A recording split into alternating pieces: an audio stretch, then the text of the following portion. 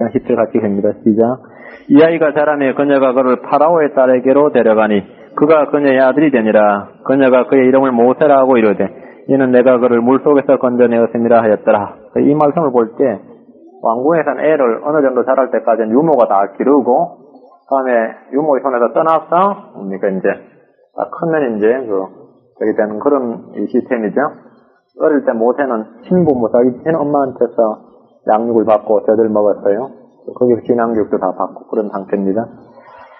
잠깐 오늘 설교 제목 믿음으로 모세는 믿음으로 모세는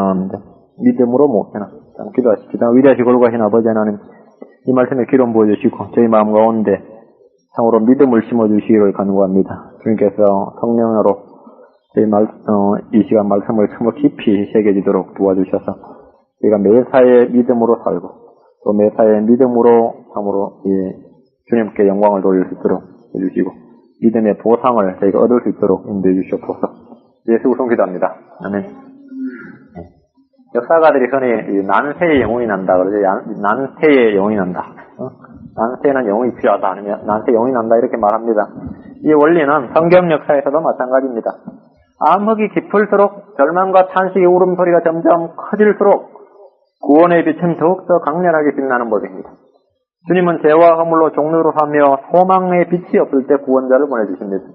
400년간의 종살이를 통해 이스라엘의 민족적 위기가 극에 달했을 때 주님은 구원자 모세를 보내주셨습니다. 말라기 대언자 이후 400년 동안 하나님의 계시의 말씀이 없어 흑암 가운데 있을 때 광야에서 외치는 침례인 요한의 음성이 예수 그리스도와 하늘의 왕국이 가까이 왔음을 선포했습니다. 중세 1500년 기간을 역사에서 암흑시대라고 그러죠. 암흑시대. 이 암흑의 카톨릭 지배하에서 성경이 백성들로부터 가려지고 왜곡되고 교회가 사탄의 해당이 되었을 때 마틴 루터를 통해서 종교개혁이 일어나고 성경의 진리들이 찬란히 빛나기 시작했습니다. 난세의 영웅이 납니다. 이것은 한 민족, 한 국가, 한 교회, 한 개인에게도 마찬가지입니다. 힘들고 지치고 낙심될 때 주님은 구원의 빛을 보내십니다. 우리는 이런 소망을 통해서 낙심하지 않고 절망하지 않습니다. 저는 오늘 설교 본문의 제목을 믿음으로 모세는 이렇게 정했는데 여러분이 출애굽기 2장을 아무리 읽어보셔도 모세의 믿음을 찾아볼 수가 없습니다. 차라리 모세의 어머니의 믿음은 볼 수 있지만 모세의 믿음은 이 출애굽기 2장에 거의 나오질 않습니다. 여기서 우리는 성경을 읽는 법을 한 가지 배워야 됩니다. 성경 읽는 법이 있습니다. 성경을 읽을 때 우리는 성경 본문만 아니라 다른 성경을 참조해서 행간의 의미를 읽을 수 있어야 됩니다. 이런 능력이 없다면 성경 연구는 영원히 불가능할 뿐만 아니라 진리의 지식을 전혀 배울 수 없습니다. 오늘 출애굽기 2장을 읽을 때 반드시 함께 읽어야 할 것이 사도행전 7장하고 히브리서 11장입니다. 성경을 성경으로 비교해서 보고 그 행간의 의미를 찾을 때 믿음의 사람 이스라엘의 구원자 모세를 만날 수 있습니다. 예를 들어서 오늘 10절하고 11절 사이에는 사도행전 7장 22절이 사이에 쏙 들어갑니다. 사도행전 7장 22절이 10절과 11절 사이에 between the line이죠. 행간에 들어간단 말입니다. 그러면 문장이 완벽하게 딱 문장이 됩니다. 이런 행간의 의미를, 행간을 읽을 수 있어야 됩니다. 찾아서 읽어야 됩니다. 성경에는 수많은 사람들의 이름이 있습니다. 너무나 사람들의 이름이 많아서 누가 누군지 모를 지경입니다. 그러나 그런 인물들 가운데서 출생에서부터 죽음까지 일대기가 다 기록되어 있는 사람은 극히 적습니다. 출생에서부터 죽음까지 일대기가 다 기록되어 있는 사람. 아브라함도 출생은 기록되어 있지 않습니다. 그죠? 이삭은 물론 일대기가 기록되어 있는 출생에서 죽음까지 다 기록되어 있죠. 야곱도 그렇고 요셉도 그렇고 몇 명 안 돼요. 신약에서는 물론 침례인 요한이 그렇고 예수님이 지상생의 동안만 그렇고 나머지는 없죠. 출생에서부터 신약에서 그 두 사람밖에 없어요. 그 구약에 몇 명 나오고 욥도 출생만 안 나오죠. 죽음은 나오지. 모세와 같이 이렇게 출생에서 죽음까지 그 일대기 삶의 일대기가 다 기록되어 있는 사람은 극히 보수다. 모세는 매우 극적인 일생을 살았습니다. 모세는 120년을 살았는데 40년 아주 분명하게 나누어지는 그런 삶을 살았습니다. 이집트의 박해를 받으며 종살이를 하는 노예의 아들로 태어났지만 공주의 아들로 왕궁에서 자랐습니다. 그는 가난하게 태어났지만 마음껏 부를 누렸습니다. 그는 이집트의 지혜, 세상의 지혜를 다 배웠으면서 믿음으로 양육을 받았습니다. 그는 도시교육을 받았지만 사는 것은 광야에서 살았습니다. 죄의 낙을 즐길 수 있었지만 고난의 길을 택했습니다. 그는 파라오 앞에서 도망을 갔지만 대사로 임명을 받았습니다. 하나님으로부터는 대사로 임명을 받았습니다. 모세는 율법의 수여자였지만 은혜의 선구자였습니다. 그는 모압 땅의 산에서 죽었지만 유대의 변화산에서 주님 앞에 나타났습니다. 그의 죽음에는 하객이 한 명도 없었습니다. 한 명도 지켜보는 사람이 없는 그런 죽음이었지만 하나님께서 그의 죽음에서 함께 하셨습니다. 모세의 인생은 소설보다 더 극적이어서 때로 현실을 능가하는 소설은 없다 이런 말을 실감나게 하는 그런 인생을 살았습니다. 모세가 태어날 무렵 파라오는 이스라엘의 학대 정책의 연이은 실패를 맛보고 있었던 터라 모세의 생명은 더욱더 위험했습니다. 산파들을 통해서 이스라엘 남자들을 죽이는데 실패하자 파라오는 자기의 온 백성에게 명하여 이스라엘 집에 아들이 태어나면 그를 강에 던져 죽이게 했습니다. 출산을 앞둔 임산부들과 그 가정의 고통을 한번 생각해 보십시오. 모세는 이런 시대 분위기 속에서 태어났습니다. 1절 말씀 보십시오. 레이의 집에 한 남자가 가서 레이의 딸을 치의 아내로 삼으니라. 이럴 때 이제 주일학교 성경교사, 교사 문제, 시험 문제, 딩동댕 그런 문제 낼 때 하죠. 모세의 아버지 이름은 무엇이었을까요? 이런 게 나옵니다. 이런 이제 시험 내면 이제 혼비백산합니다. 모세의 아버지와 모세의 어머니는 레이 지파로서 매우 가까운 친족이었습니다. 그들의 이름은 아므라와 요게벳입니다. 6장 20절에 나옵니다. 6장 20절에 보면 이름이 나오는데 모세 아버지는 오래도 살았어요. 6장 20절에 아므람이 자기 아버지 누이 요게벳을 아내로 취하며 그녀가 아론과 모세를 낳으니 아므람이 누린 삶의 횟수는 137년이었더라. 137세까지 살았어요. 모세 아버지가. 이름은 아므람 요게벳입니다. 이스라엘의 남자아이들을 죽여서 대를 끊어놓으려는 파라오의 정책으로 인해서 결혼도 부담스러운 그런 시대였습니다. 설령 결혼을 했다 하더라도 임신이 기쁨이 될 수가 없었습니다. 아이를 갖는다는 것이 얼마나 위험한 일입니까? 아므라와 요게벳의 첫째 아이는 딸 미리암이었습니다. 다행이죠. 그나마 딸인 것이 다행인 시대입니다. 둘째를 가졌는데 모세 형 아론이었습니다. 채살초굴로 모세를 가졌습니다. 아론에 이어 모세의 출생은 이 집안의 걱정거리며 복덩어리가 아니라 화덩어리가 될 수 있는 그런 때였습니다. 2절과 3절 보십시오. 이 여인이 수태하여 아들을 낳아 그가 준수한 아임을 보고 석 달 동안 그를 숨겨서나 더 숨길 수 없게 되네. 그를 위하여 갈대로 만든 괴를 가져다가 진흙과 엽청으로 바르고 아이를 거기 담아 강가의 부들 사이에 두니. 괴를 가져다가 괴 만든 괴 아르크죠. 괴를 가져다가 갈대로 만든 괴를 가져다가 진흙과 엽청으로 바르고 모세의 노아의 방주가 생각나죠. 같은 아르크입니다. 임신한 것도 출산한 것도 모두 믿음의 행위입니다. 비밀리에 출산하고 비밀리에 키웠음에 틀림없습니다. 이것은 당시로서는 목숨을 건 행위였습니다. 오늘날 중국에는 인구 억제 정책으로 공무원들은 한 가정에 한 명 이상의 아이를 갖지 못하도록 이 법으로 강력하게 금지하고 있습니다. 만약 둘째를 낳으면 직장에서 해고됩니다. 공무원들은 무조건 해고됩니다. 그리고 각종 사회적 불이익을 감수해야 합니다. 그런 불이익 때문에 많은 부모들이 유산을 하거나 파산을 하고 있습니다. 그런데 파라오는 그 정도의 정책이 아니라 사내 아이는 강에 던져 죽이라. 사내 아이는 강에 던져 죽이라. 이런 것이었습니다. 3개월이 지나 아이를 숨길 수 없게 되자 모세의 부모는 모험처럼 보이는 믿음의 결단을 하게 되었습니다. 출애굽기의 본문은 주어가 이 여인이죠. 2절에 보면 이 여인이 이래 돼. 요게벳이다. 이 여인이 수태하여 아들을 낳아 그가 준수한 아임을 보고 석 달 동안 그를 숨겼으나 더 숨길 수 없게 되며. 그래서 이 여인의 믿음이 나오죠. 이 여인 요게벳의 믿음이 나옵니다. 모세의 어머니의 믿음과 결단의 행동이 기술되어 있습니다.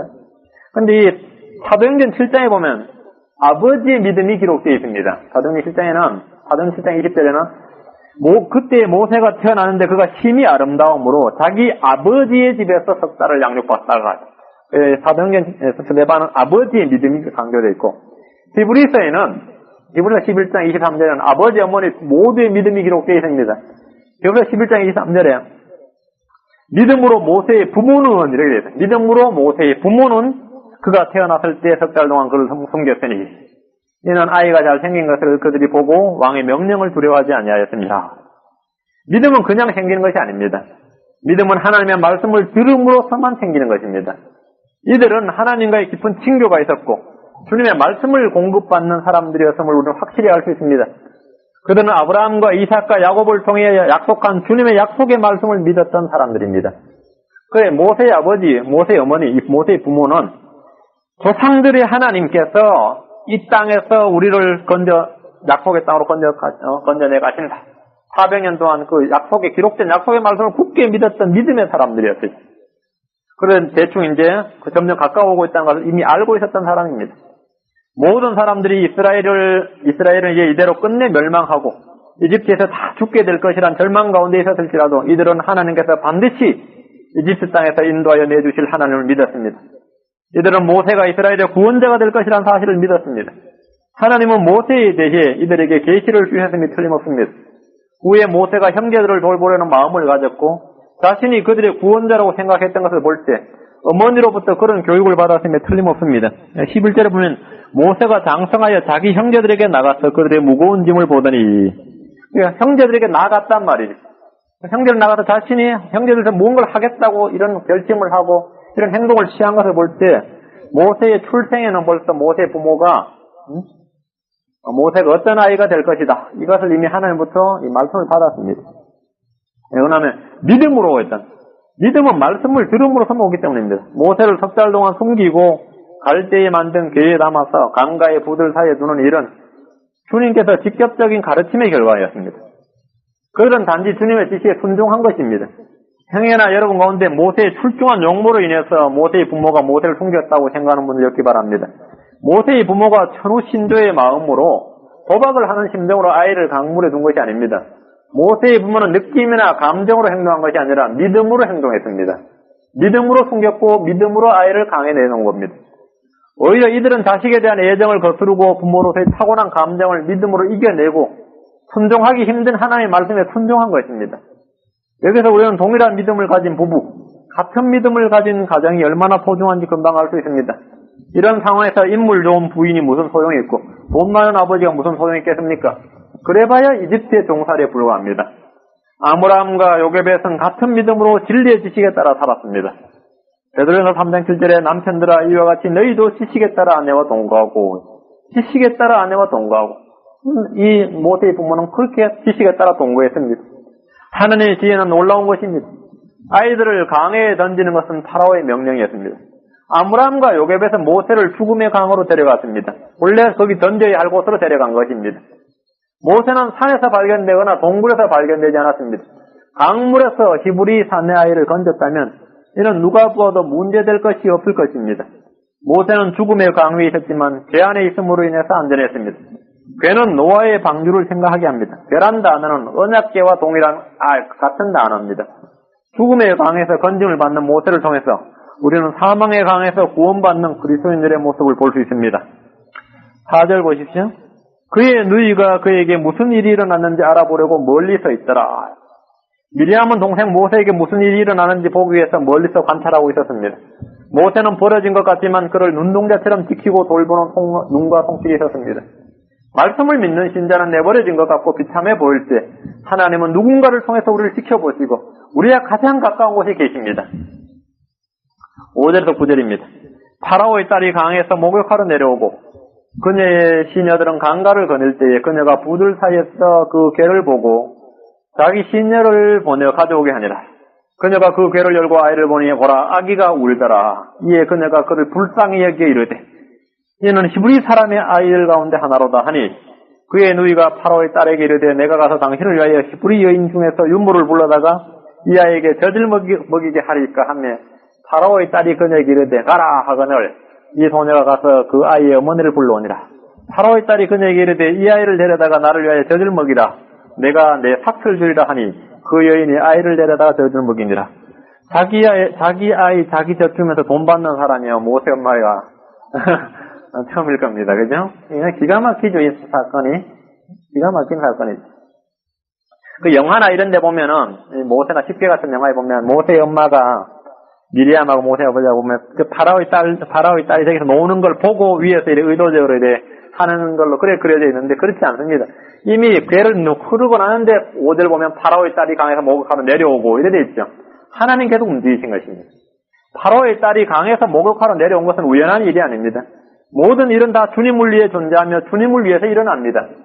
그래서 2장 10절에 자신을 위하여 모든 것을 존재하게 하시며 또 자신으로 말미암아 모든 것을 존재하게 하신 그분께서 이러세요. 모든 것을 뭐예요? 자신을 위해서 존재하게 하신다. 파라오의 딸 역시 주님을 위해서 존재하는 것입니다. 하나님은 아무리 작은 일이라 할지라도 다 통제하실 수 있고 뜻대로 주관하실 수 있습니다. 파라오의 딸은 강에 던져진 아이를 불쌍히 여겼습니다. 미리암은 공주에게 유모를 추천했는데 바로 모세의 친어머니였습니다. 모든 일은 완벽하게 한치 오차 없이 돌아가고 있습니다. 파라오는 이스라엘 백성들을 지혜롭게 다루기 위해서 가진 악한 정책을 다 입안하고 실행했지만 바로 자신의 왕궁에서 이스라엘의 구원자가 양육받고 있다는 사실은 꿈도 꿀 수 없는 일이었습니다. 모세는 어머니를 통해서 젖을 먹었을 뿐만 아니라 이스라엘 사람으로서 신앙교육 또한 철저히 받았으며 틀림없습니다. 어린 나이에 어머니로부터 하나님의 말씀을 배우는 것은 매우 중요한 일입니다. 디모데가 외할머니와 어머니의 손에서 말씀을 배웠던 것처럼 모세 역시 어머니를 통해 조상들의 하나님과 민족의 소망에 대해서 듣고 배움으로써 세상의 지혜와 영화보다 그리스도를 위한 고난을 택할 수 있었던 것입니다. 어머니는 자식에게 세상의 누구보다도 위대한 교사이며 훌륭한 스승이 될 수 있습니다. 저는 한국의 부모들이 자식 교육에 대해서 광적일 정도로 집착하면서 정작 교육에 대해서 전혀 무지한 것을 자주 봅니다. 아이들과 함께 이야기하고 같이 책을 읽고 선한 양심을 길러주고 바른 판단력을 갖도록 돌봐주는 일은 완전히 도외시 않지 공부만 하라고 다그치거나 좋은 학교만 찾아서 보내려고 합니다. 네가 공부를 안 해봤어 그래요. 공부만 하라고 하는 사람 다 그런 사람들. 자기가 공부를 제대로 안 해봤어요. 아이들에게 뭘 가르쳐주냐면 선한 양심을 길러주는 일이 가장 급한 일입니다. 아니 바른 판단력을 갖도록 돌봐줘야 됩니다. 다그치거나 학교만 좋은 학교만 찾아보낸다고 공부가 되는 게 아닙니다. 교회를 다니면서도 함께 기도하고 성경에 대해서 이야기함으로써 아이들의 마음속에 믿음을 자라게 할 생각은 거의 하지 못합니다. 아이들과 집에서 같이 기도해 본 적도 없고 같이 성경을 읽어본 적도 없고 같이 믿음의 대화를 나누어 본 적도 없는데 영적으로 바로 양육되기를 바라는 것이 무리입니다. 오늘 보이는 것보다 더 훌륭한 교육은 없습니다. 10절을 보십시오. 이 아이가 자라매 그녀가 그를 파라오의 딸에게로 데려가니 그가 그녀의 아들이 되니라. 그녀가 그의 이름을 모세라 하고 이르되 이는 내가 그를 물속에서 건져내었습니다 하였더라. 모세는 공주의 아들이 되므로 왕제의 지위에 올랐습니다. 역사가 요세푸스의 기록에 따르면 모세는 왕위를 계승할 수 있는 위치였다고 합니다. 왜냐하면 단지 공주의 아들일 뿐만 아니라 파라오가 왕의 양자로 입양했기 때문입니다. 이 말씀은 욥기 5장 11과 13절 말씀대로입니다. 하나님은 강교한 자들의 계략을 실패로 돌리사 그들의 손으로 하여금 그들이 경영하는 바를 알지 못하게 하시며 지혜로운 자들로 하여금 자기 관계에 빠지게 하시고 거역하는 자들의 계략을 무너뜨리심으로 파라오의 계략은 실패로 돌아갔습니다. 이스라엘을 향한 파라오의 정책은 하나도 성공한 것이 없었습니다. 파라오의 딸은 아이의 이름을 모세라 지었는데 그 뜻은 물속에서 건지다입니다. 10절과 11절 사이에는 사도행전 7장 22절이 들어있습니다. 사도행전 7장 22절로 가보시죠. 사도행전 7장 22절을 보면 모세가 이집트 사람들의 모든 지혜를 배워 말과 행동의 능력이 있었느니라. 이게 10절과 11절 사이에 딱 들어가겠죠. 모세가 이집트 사람들의 모든 지혜를 배워 말과 행동의 능력이 있었느니라. 모세는 왕궁에서 모든 정규교육을 다 받았습니다. 당시 이집트는 수학과 천문학, 건축술이 매우 뛰어났습니다. 그리고 영역도 이집트에서 이미 만들어졌고요. 하지만 그는 이런 교육을 만족하지 않았습니다. 그는 어머니로부터 들은 조상들의 하나님의 약속이 마음 가운데 새겨져 있었기 때문입니다. 11절 보십시오. 모세가 장성하여 자기 형제들에게 나가서 그들의 무거운 짐을 보더니 어떤 이집트 사람이 어떤 히브리 사람 곧 자기 형제들 가운데 하나를 치는 것을 보며 모세는 왕궁에 있으면서 자기 형제 이렇게 말했어요. 자기 형제. 자기 아이덴티티가 있어요. 자기 정체성이 이집트 사람이 아니라 히브리 사람으로 자기 정체성을 이미 확립하고 있었습니다. 이때 모세의 나이 40세였습니다. 스데반은 말하기를 그의 나이가 정확히 40이 되매 그의 마음에 자기 형제 이스라엘 자손을 돌볼 생각이 들더니 정확히 40이 될 때 뭐냐? 어릴 때 엄마한테서 배운 뭡니까? 신앙교육이 살아난 겁니다. 그리고 나 이제 더 이상 이렇게는 안 살아야 되겠다. 이제 난 나의 형제를 돌보는 삶을 살아야겠다. 이렇게 결단을 하게 된 것이 모세는 민족을 위해서 뭔가를 할 생각을 했고 자기 형제 이스라엘 자손을 돌아볼 생각을 했습니다. 사람들은 출세를 위해서라면 또 신분 상승을 위해서라면 부모 형제를 버리기까지 합니다. 또 노예 같은 이런 종살이하는 신분에서 벗어났단 말이죠. 지배 민족인 이집트 민족이 되고 싶어하는 게, 이집트 시민권 따고 싶어하는 게 그게 뭡니까? 인간의 속성입니다. 안 그렇겠습니까? 우리 일제시대 때 한번 생각해보세요. 조선 총독부에 한번 근무해보고 싶어가지고 경성제대 들어가는 것이 꿈이었단 말이에요. 경성제대 들어가는 것이. 그래서 모세는 반대로 하고 있습니다. 조선 총독부가 아니라 파라오의 왕궁 같은 데서 오히려 뭡니까? 반대로 식민지 백성인, 피지배 민족인 노예 백성인 히브리인을 돌아봐야겠다. 이렇게 생각한 겁니다. 정반대로 행동을 하고 있습니다. 그의 이런 행동과 결단 역시 단순한 애국심에 기인한 것이 아닙니다. 그 역시 믿음으로 행했습니다. 히브리서 11장 24절에서 26절이 바로 이 장면을 묘사하고 있습니다. 믿음으로 모세는 나이가 들었을 때에 파라오의 딸의 아들이라 일컬음 받기를 거절하고 잠시 죄의 쾌락들을 즐기는 것보다 오히려 하나님의 백성과 함께 고난받는 것을 택하였으며 그리스도의 치욕을 이집트의 보화보다 더 큰 재물로 여겼으니 이는 그가 주께서 보상해 주시는 일에 관심을 두었습니다. 네 가지 아주 위대한 말씀이 나옵니다. 첫째, 거절하고, 두 번째는 선택하였으며, 세 번째는 큰 재물로 여겼으니 평가하다. 네 번째는 관심을 두어 보상에 관심을 두었다. 보상해 주시는 일에 관심을 두었다. 첫째, 모세는 믿음으로 무언가를 거절했습니다. 파라오의 딸의 아들이라 일컬음 받기를 거절하고, 파라오의 딸의 아들로서 왕의 양자로서 그는 자신의 지위와 권세와 모든 기득권을 포기했습니다. 그가 이런 결정을 한 것은 나이 어려 세상 물정을 모를 때 한 것이 아닙니다. 그의 나이 40에 내린 결정입니다. 그는 자신이 내린 결정이 자신의 인생을 어떻게 바꿀지 잘 알고 있었습니다. 거절하고, 이 말은 모세가 많은 것들을 누릴 수 있고 받을 수 있었음을 말해줍니다. 뭔가 제한이 있었기 때문에 거절한 거죠. 거절하고, 그에게는 여러 가지 제한도 있었습니다. 부와 권세에 대한 제한은 떨치기 힘든 유혹이었을 것입니다. 인간적으로 말해서 모세가 왕이라도 되는 날이면 이스라엘 백성들에게 좋은 정책을 줄 수도 있고 그들의 노역도 가볍게 해줄 수 있을 것입니다. 그러나 믿음으로 모세는 거절했습니다. 믿음으로란 말은 뭐냐? 믿음으로. 이럴 때 우리가 참 생각하기 어려운 게 믿음으로란 말이에요. 난 믿음으로 가면 참 왕이 되겠다. 안 그렇습니까? 나 요셉처럼 우리 선제 요셉은 어땠습니까? 요셉은 총리로서 이집트에 있는 이스라엘을 잘 살게 했잖아요. 모세도 제2의 요셉을 꿈꿀 수 있는 상황이었단 말이에요. 어느 게 믿음이냐 이래 되는 거 아닙니까? 그렇지 않습니까? 여러분 그런 생각 들지 않아요? 이게 하는 게 믿음이냐? 이거 하는 거냐? 바이 페이스라는 게 이게 참 난감한 말이에요. 코에 걸면 코걸이, 귀에 걸면 귀걸이 되는 게 믿음으로라는 말 중에 하나단 말이에요. 믿음으로라는 말이 참 오해를 많이 하는데 믿음으로라는 말은 말씀 때문에라는 말과 동의어예요. 모세가 믿음으로 거절했다 이 말은 하나님께서 모세에게 준 계시가 있었고 하나님께서 모세에게 준 하나님의 말씀이 있었던 겁니다. 어릴 때부터 받은 뭔가 말씀이 있었어요. 모세는 그 말씀으로 인해서 파라오의 딸이라는 걸 거절한 거예요.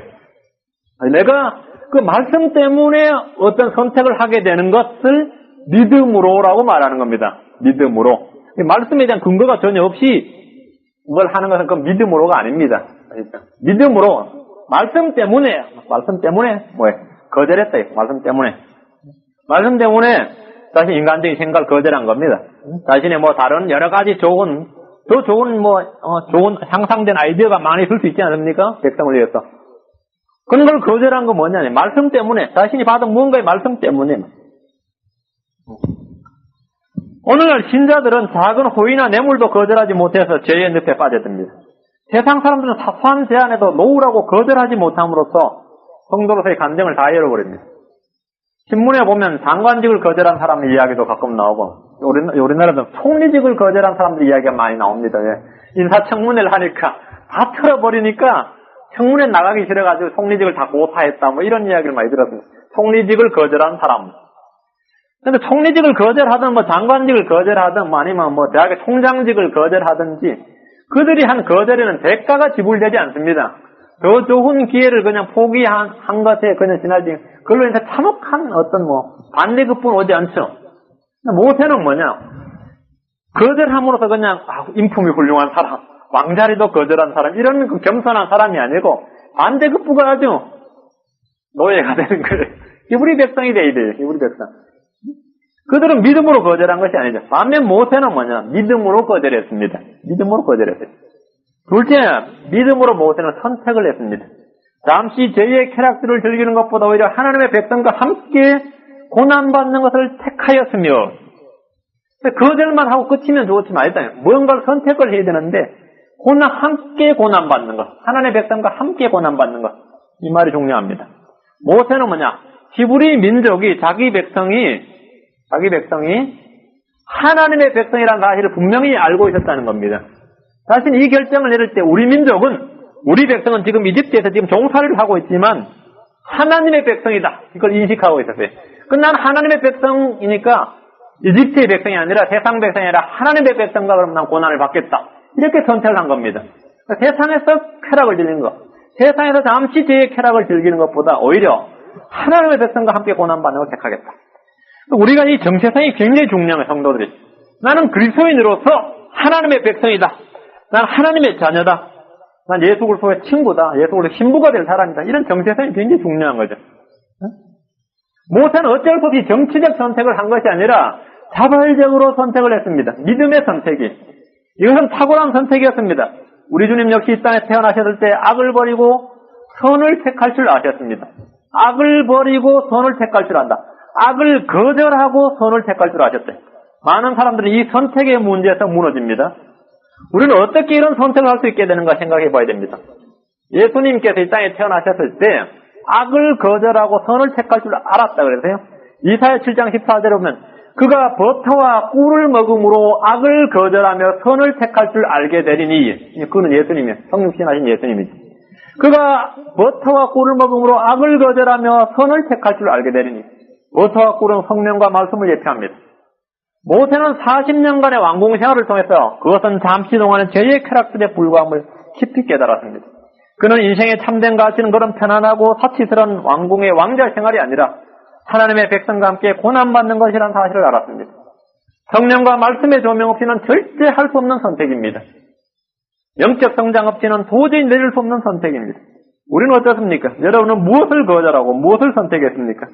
몇 푼의 돈 때문에, 직장 때문에, 학교 때문에, 아이들 때문에, 또 다른 핑계들 때문에 잘못된 선택을 하고 있지 않습니까? 신앙의 초기에는 좋은 것, 선한 것을 택할 줄 알아야지. 좀 더 시간이 지나고 좀 더 신앙의 성숙, 좀 더 짬밥이 들면 말이야. 성도가 좀 더 시간이 지나면 그냥 선한 것을 택한다 아니라 더 좋은 것을 선택할 줄 알아야 되고, 좀 더 신앙이 성숙하면 가장 좋은 것을 선택할 줄 알아야 됩니다. 그러면 good and evil이죠. 그냥 악한 것만, 선과 악의 뭡니까? 이게 죄가 아니면 되지. 기로에서, 언저리에서 놉니다. 경계선에서 왔다 갔다 놀면서 선을 택하는 것으로 만족하지. 신의 성사는 그 정도로 안 되는, 더 좋은 것을, 주님에서 더 나은 것을 내가 택해서 뭔가 할 수 있어야지. 좀 더 성숙하면 뭐냐? 주님에서 내가 가장 좋은 것이 무엇일까? 무엇이 가장 좋은 것인가? 그것을 선택할 줄 알아야 됩니다. 그리스도 안에서 가장 좋은 것은 그분을 얻기 위해서 세상의 모든 것을 배설물로 여기는 것입니다. 부활의 권능을 알고 부르심의 상을 쫓아 날마다 자신을 십자가에 온전히 처리하는 것입니다. 하나님은 여러분이 악을 거절하고 선을 택할 줄 알기를 원하십니다. 여러분은 의의 말씀들로 감각들을 단련해서 선악을 분별할 줄 알아야 합니다. 하나님은 여러분이 좀 더 좋은 것을 선택하기를 원하십니다. 하나님은 자기 자녀들이 가장 좋은 것을 선택하기를 원하십니다. 여러분도 여러분 자녀들이 가장 좋은 것을 선택하기를 원하죠. 기껏 그거 선택했냐 그러잖아요. 안 그렇습니까? 좀 더 나은 것, 자기 가장 좋은 것을 선택한 것. 가장 좋은 것을. 우리도 그리스도 안에서 가장 좋은 것을 선택할 줄 알아야 됩니다. 가장 좋은 것을 주시기를 원하시는 것이 주님의 마음입니다. 대체 모세는 믿음으로 평가했습니다. 그리스도의 치욕을 이집트의 보화보다 더 큰 재물로 여겼으니 이스팀이란다. 이스팀. 무엇이 참된 가치가 있는가? 어느 것이 더 가치가 있는가? 여기에 대한 모세의 평가입니다. 그리스도의 치욕이냐, 이집트의 보화냐? 모세는 그리스도의 치욕을 이집트의 보화보다 더 큰 재물로 여겼습니다. 그는 자신이 이집트의 왕자인 것보다 히브리 백성인 것을 선택했는데, 그는 히브리 백성이 하나님의 백성이기 때문에, 이건 히브리 백성이 하나님의 백성이기 때문입니다. 그리스도의 치욕이 이집트의 보화보다 더 큰 재물이라는 것은 믿음의 보상을 바라보는 성숙한 신앙을 엿보게 합니다.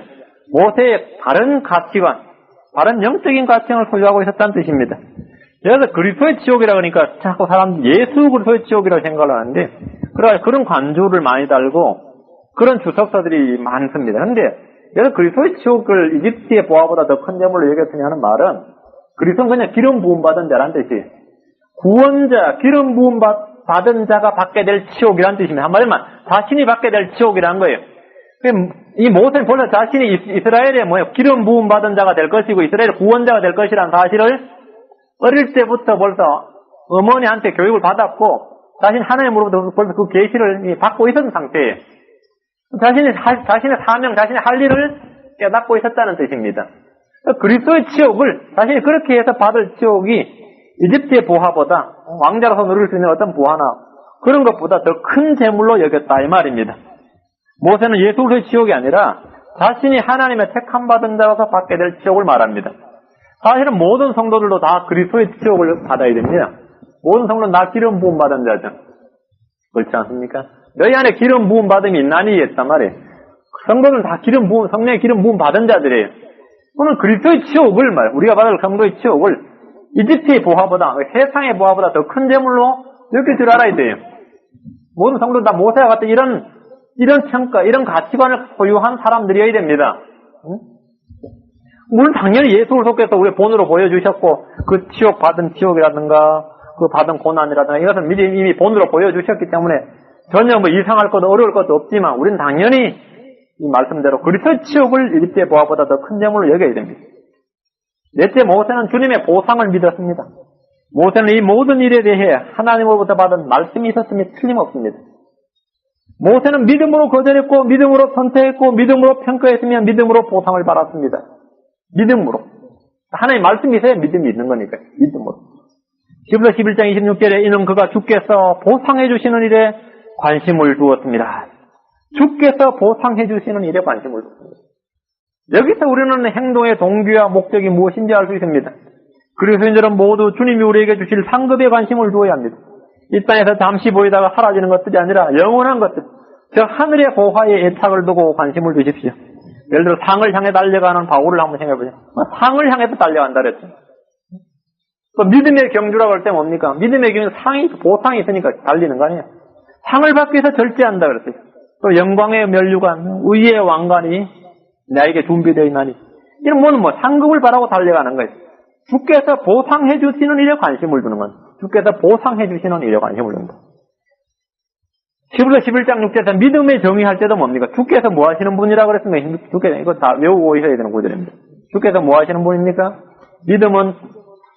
믿음이 없이는 하나님을 기쁘시게 하는 것이 불가능하나니, 기쁘시게 하지 못하나니, 이는 하나님께 나아가는 자가 반드시 그분께서 계시는 것과 또한 그분께서 자신을 부지런히 찾는 자들에게 보상해 주시는 분이심을 믿어야 하기 때문이라. 이렇게 보상을 받은 사람이 룻이죠. 이렇게 보상을 받은 사람이 아브라함이고, 이렇게 보상을 받은 사람이 뭡니까? 에녹이고 노아하고 바로 이런 모세고 그렇단 말이에요. 이는 그가 주께서 보상해 주시는 일에 관심을 두었습니다. 이스라엘의 왕권에 관심을 둔 게 아니란 말이에요.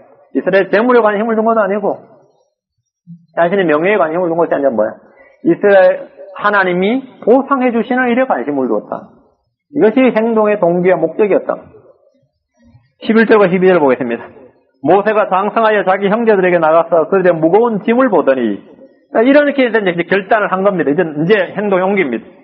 이렇게 믿음으로 악을 거절하고 선택하고 평가하고 이렇게 보상을 바라고 나서 이제 밖으로 나갔어요. 밖으로 나가기 11절 12절이 모세가 장성하여 자기 형제들에게 나가서 그들의 무거운 짐을 보더니에다가 밑줄 보더니 어떤 이집트 사람이 어떤 히브리 사람 곧 자기 형제들 가운데 하나를 치는 것을 보매에 또 나오지 보매에 그가 이쪽 저쪽을 살펴보다가 또 여기 또 보다가 사람이 없음을 보고는 또 보고는 그 이집트 사람을 죽이고 그를 모래속에 감추니라. 이 보는 거예요. 보는 것. 그리스도인들은 어떻게 살아야 됩니까? 믿음으로 걷고 보는 것을 행치 아니함이라. 모세가 지금 하는 건 뭐냐면 이 두 절 사이에 지금 보고 살펴보다가 없는 걸 보고 행동을 개시했어요. 믿음을 한 건 아니죠. 보고 했다. 모세는 드디어 행동을 개시했습니다. 그는 이집트인이 자기 동족을 치는 것을 보고 의분이 일어나서 그를 쳐 죽이고 모래 속에 안매장해버렸습니다. 그는 스스로 이스라엘 사람들을 대신하여 이집트를 재앙했습니다. 지금 같으면 빈라덴하고는 비교할 수 없지만 어쩌면 그쪽 배에서 의사단 말이에요. 그죠? 안 그렇겠습니까? 민족적 영웅이 이래 되면 모세는 민족적 영웅이 되어야 됩니다. 모세는 분명히 하나님으로부터 자신이 이스라엘의 구원자가 될 것이라는 소명과 믿음이 있었지만 처음부터 일이 틀어졌습니다. 자신은 분명히 그리스도고 받은 바 계시가 있고 엄마한테 들은 게 있고 말이죠. 그렇지 않습니까? 그 믿음으로 그렇게 했어요. 그래서 드디어 이제 결단을 해가지고 참 드디어 모든 걸 포기하고 사실 한 거란 말이죠. 그렇게 했는데 일이 터졌어요. 자신의 이런 행동이 이스라엘 사람들의 존경과 일치 단계를 이끌어내가지고 영웅적인 행동으로 인식되어서 말이죠. 그렇지 않습니까? 팔레스타인 독립기구에 말이지. 어떤 의장 정도는 해야 될 거 아니에요. 이집트에서. 그런데 일이 그렇게 안 됐단 말이죠. 오히려 처음부터 틀어졌는데 모세 행동을 잘 보십시오. 이스라엘의 영웅 고사하고 철저하게 배척을 받았습니다. 모세 행동은 보더니 봄에 살펴보다가 이래 했는데 이렇게 행동했는데 이거는 믿음으로 행한 것이 아니라 본 것으로 행했기 때문입니다. 눈에 보는 대로 행동하는 것만큼 영적 생활을 방해하는 것도 드물 것입니다. 바울 사도는 말하기를 이는 우리가 믿음으로 걷고 보는 것으로 걷지 아니하기 때문이라. 하나님의 일을 육신으로 이룰 수는 없습니다. 그래서 모세는 믿음으로 결단을 했는데 그 다음 행동에서는 믿음으로 하지 못했습니다. 이게 참 우리 성도들이 참으로 많이 겪는 그런 실수들이에요. 믿음으로 내가 지금 하겠다 결심하고 기도하고 벌떡 일어나서 육신으로 행해버리는 거죠. 벌떡 일어나서 육신으로 행해버리는. 처음에 믿음으로 시작했다가 성령으로 시작했다가 육신으로 끝맺는, 아니면 육신으로 나아가는 이런 것은 또 갈라디아서에 아주 자세하게 그 오류가 잘 설명되어 있습니다. 우리는 믿음으로 시작해서 믿음으로 끝맺지 말고요. 그 과정도 믿음으로 계속 지속되어야 됩니다. 13절, 14절 보십시오. 다음날 그가 다시 나가니, 어제 한 건 하고 이제 다시 딱 나갔습니다. 보라, 히브리 사람 둘이 서로 싸움으로 그가 잘못한 자에게 이르되, 내가 어찌하여 내 동료를 치느냐? 자기 이제 이스라엘의 지도자로서 말이죠. 그죠? 그가 한마디 딱 한 겁니다. 하면 그가 이르되, 누가 너를 통치자와 재판관으로 우리 위에 세웠느냐? 내가 이집트 사람을 죽인 것 같이 나도 죽이려 하느냐 하니 모세가 두려워하여 이르되 분명히 이 일이 탈로 났도다 하니라. 모세를 향한 백성들의 반응은 냉담했습니다. 백성들은 모세의 마음을 헤아려 주지 않았습니다. 모세는 자신이 구원하고자 했던 동료 형제들로부터 배척을 받았습니다. 아직 하나님의 때가 되지 않았기 때문입니다. 다윗 역시 처음엔 이런 말을 들었습니다. 주님 역시 처음에는 배척을 받았습니다. 모세는 아무도 모르게 한 일이라고 한 일이 이미 만인이 다 아는 비밀이 되었습니다. 모세는 처음에 하나님의 눈이 아니라 사람의 눈을 피해서 한 일이기 때문에 두려움에 사로잡혔습니다. 15절을 보십시오. 이때 파라오가 이 일을 듣고 모세를 죽이고자 하여 찾았으나 모세는 파라오의 얼굴을 피하여 미디안 땅에 거하며 우물 옆에 앉았더라. 이제 다시 방랑길, 도망자의 길에 올랐습니다. 모세는 도망자 신세였습니다. 이제 미디안 땅에서 40년을 보냅니다. 모세의 야심찬 계획은 수포로 돌아가고 그는 비참한 패배의 맛을 보았습니다. 히브리서 기자는 모세가 믿음으로 이집트를 버렸다고 말합니다. 히브리서 11장 27절을 보십시오. 이건 모순이 아닙니다. 믿음으로 그는 왕의 진노를 두려워하지 아니하고 이집트를 버렸으니 이는 그가 보이지 아니하시는 일을 보는 것 같이 하여 견뎌냈기 때문이라 이래 되어 있잖아요. 믿음으로 그는 왕의 진노를 두려워하지 아니하고 이집트를 버렸으니 이래 되어 있잖아요. 여러분 파라오의 얼굴을 무서워서 도망간 걸로 되어 있잖아요. 그죠? 근데 이건 틀린 타이밍이 틀립니다. 이 히브리 11장 27절에 믿음으로 그는 왕의 진노를 두려워하지 아니하고 이집트를 버렸으니 이거는 40년 뒤에 돌아와서 파라오를 말하는 거면 그건 출애굽 때의 모세를 말하는 거고 지금 40년의 타이밍이 차이가 나는 겁니다. 히브리서 기자는 믿음으로 할 때 불신의 행동을 기록을 안 해요. 불신의 행동은 히브리서에 기록이 안 되어 있습니다. 히브리서는 믿음 땅이기 때문에. 모세는 이집트를 2번 떠났는데 한 번은 출애굽기 2장 15절 지금 본문에서 도망쳐서 떠나는 거죠. 한 번은 훗날 이스라엘 백성들을 모두 데리고 떠났습니다. 그래서 11장 27절. 자신이 혼자 일을 했을 때 혼자 도망자 신세였는데 하나님과 함께 일을 했을 때는 모든 백성을 데리고 이집트를 버릴 수 있었단 말이죠. 주님은 이전에 이집트에서 도망자로 떠난 모세를 주로 사용하셔서 이집트를 버리고 떠나도록 승리를 주셨습니다. 바로 이것이 승리를 주시는 주님의 능력이고 은혜입니다. 여러분이 패하고 도망쳤던 일들이 있습니까? 생각만 해도 내가 철저하게 패배했던 일, 도망쳤던 일, 주님께서 우리로 하여금 그 일에 승리케 해주시도록 기도하십시오. 그럼 주님께서 우리의 승리케 해주셔서 우리가 그것을 도망가는 게 아니라 오히려 그것을 버릴 수 있게 해주십니다. 오늘 말씀을 정리합니다. 첫째, 모세의 부모의 믿음입니다. 모세의 부모는 말씀을 듣고 순종하는 믿음이 있었습니다. 감정이 아니라 믿음으로 행했습니다. 감정이 아니라. 어느 부모가 아무리 힘들고 어렵다 하더라도 애를 물에다가 던질 수 있게, 물에다가 이렇게 놓을 수 있겠습니까? 근데 하나님께서 모세에 대한 조명과 계시가 있었기 때문에 그렇게 한 거예요. 그 자기 부인을 한 겁니다. 준수한 아이를 그 부모의 애정을 부인하고 육신을 핏다에 못 받고 믿음으로 아이를 그에 담았다가 강물에 띄운 겁니다. 믿음으로, 감정이 아니라 믿음으로 행했다는 거예요. 둘째는 모세의 믿음입니다. 모세는 믿음으로 거절하고 믿음으로 선택하고 믿음으로 평가하고 믿음으로 주님의 보상을 바라보았습니다. 셋째는 주님은 모세의 일시적인 패배를 영구한 승리로 바꿔주셨습니다. 도망자 모세를 들으셨다 뭡니까? 이스라엘에서 피해서 도망을 가게 한 모세를 들어서 도리어 이집트에서 도망을 간 모세를 들으셔서 이집트를 버리게 하셨습니다. 우리 이 말씀을 기초로 오늘 잠깐 상황에서 묵상하고 우리 같이 기도하기 바랍니다. 이렇게 위대하시고 거룩하신 하나님 아버지, 오늘 하나님의 말씀을 위해서 감사합니다. 저희가 믿음으로 모세가 했던 것 같이 믿음으로 이 세상을 정죄하고 악을 거절하고 하나님의 뜻을 선택할 수 있도록 해주시고 선을 선택할 수 있도록 해주시고 올바른 가치관을 가지고 이 세상을 평가하고 또 주님께서 주시는 상급을 바르게 이해하고 또 그것을 바라볼 수 있도록 보상을 바라볼 수 있도록 인도해 주시옵소서. 아버지 하나님, 주님께서 모세에게 일시적인 패배를 주셨으나 참 영구한 승리로 보상해 주신 것들, 저희가 이 세상에서 넘어지고 지치고 패배한 것들이 있다면 주님 은혜를 베풀어 주셔서 저희가 영구한 승리를 맛볼 수 있도록 축복해 주시옵소서.